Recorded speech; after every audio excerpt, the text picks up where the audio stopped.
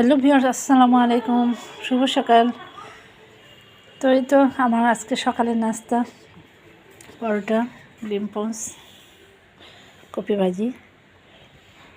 তো ঝটপট করে নিলাম, তৈরি করে নিলাম। এখন আমার খাবার পালা। এই যে ধনে পাতা দিয়েছি ডিম পোচে, এই যে পরোটা। তো ডায়াবেটিসের জন্য আমি এখন রুটি, পরোটা এগুলোই খাচ্ছি। আমার ডায়াবেটিস একটু বেড়ে গেছে, 6.7 ছিল, এখন 13-তে এসেছে। কি আর করা, ভেরি স্যাড।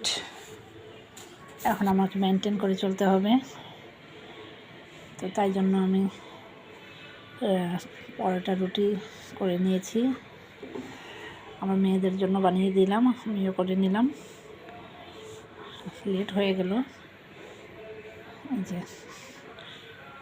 এটাতে অনেক ভিটামিন। বাঁধাকপি, আলু দিয়েছি, ধনে পাতা দিয়ে বাঁধাকপিটা রান্না করেছি। ভাজি আর রুটি বা পরোটা দিয়ে খেতে বেশ মজা। দেখুন, এটা অনেক ভিটামিন, মিনারেলস, পুষ্টিকর খাদ্য, ম্যাগনেসিয়াম, পটাশ সবই আছে এতে। আর এই ডিম, এটা তো আমাদের নিত্যদিনের খাওয়া। তো ভাবলাম যে ডিম পোচ করি, যদিও এটা ফ্যাট হয়ে যায়, তারপরেও একটা করে খাই, স্বাস্থ্যের জন্য উপকার। তো এই তো ডিম করে নিলাম, অনেক ভিটামিন আছে এতে,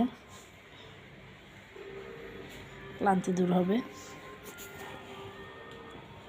তো ভিডিওটি ভালো লাগলে লাইক, শেয়ার অ্যান্ড কমেন্ট করবেন। আপনাদের লাইক শেয়ারে আমার ব্লগটা সার্থক হবে। তো এখন আমার খাবার পালা। তো ভালো থাকবেন সবাই। আল্লাহ হাফেজ, আসসালামু আলাইকুম।